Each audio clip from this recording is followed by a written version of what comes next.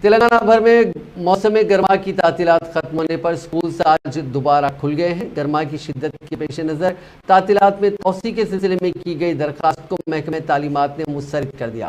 سرکاری private gurukul model کے G B وی schools آج سے کھول دیے گئے ہیں۔ ریاست بھر میں جملہ 41,000 سکولز میں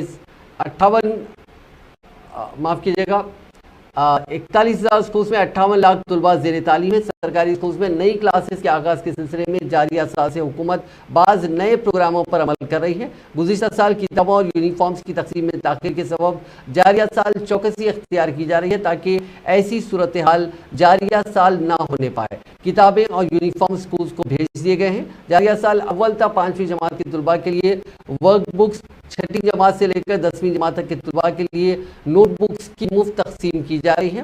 سرکاری سکولز میں زیر تعلیم طلباء میں خون کی کمی کے مسائل سے نپٹنے کے لیے ریاستی حکومت نے جاریہ ماہ کی 20 تاریخ سے روزانہ طلباء کو راگی جاوا دینے کا فیصلہ کیا ہے۔ ساتھ ہی دوپہر کے کھانے کی اسکیم کے مینیو میں بھی بعض تبدیلیاں کی گئی ہیں۔